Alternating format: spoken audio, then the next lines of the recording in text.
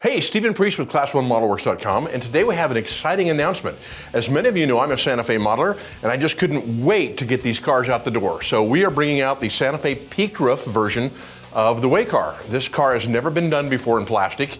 The round or radial roof versions have been done, but never the peaked roof. And primarily the difference is, if you look at the ends of the car, instead of having a radial or round roof, they actually have a peak.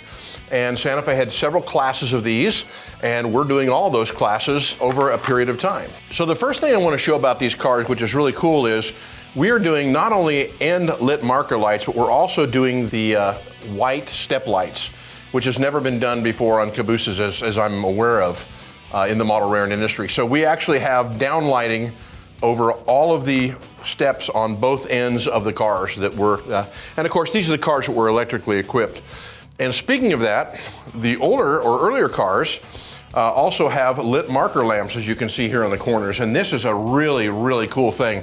These are activated off the rail, and the electricity is stored in a capacitor system. As you notice, we've had these here for several minutes, and the marker lights are still illuminated. So that shows you how well this works.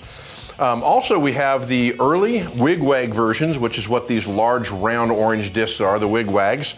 And then we have the later radio-equipped versions as well. So the radio-equipped really is cool because the radio-equipped cars have on their side right here a battery box. And this battery box was added to the cars to hold the batteries.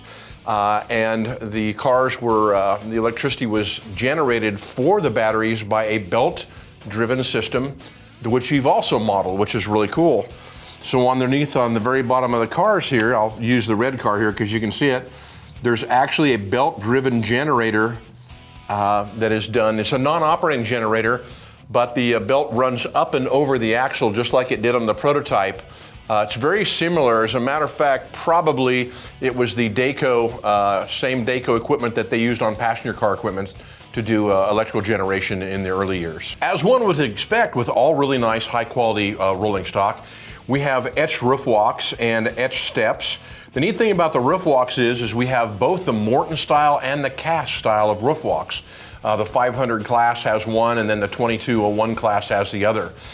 So it's going to be really cool. Both of those existed in the prototype, so we've got that deal covered as well. These cars are really super detailed. One of the things that I really like about it, and we really try to do well, is the end grabs. All the end grabs, and even the ladder grabs here, as well as all these are actual wire. So there's no injected plastic here. It is actually wire. So the cross section is really fine. The other thing we did is in the end railing that comes up across and back down, this is round and bar stock. In other words, the vertical parts of the grab irons are round, but once the grab iron turns horizontal for the railing, it turns to bar stock or a rectangular shaped bar stock. And we actually modeled that all as well in the cars to give you a super accurate car. On the radio-equipped cars, of course, the Santa Fe and a lot of other railroads during the early years and into the electrification and adding radios to equipment couldn't really decide what type of radio antenna they wanted to use. So we've included everything that they had. We've got the CAN antennas, we've got the Bendix King or the Firecracker, and so as you run through the series of cars, you'll notice that the antennas actually change from car to car because we modeled this stuff off of actual photographs of specific cars. So these things are spot on. Another really cool thing about these cars is in order to get the maximum amount of detail over these, we modeled not one truck side frame, but two truck side frames. These were the common side frames when these cars in the earlier years had solid bearings instead of roller bearings, friction bearings, a lot of people call them. But we've got both the AAR style truck and we've got the swing motion style of truck.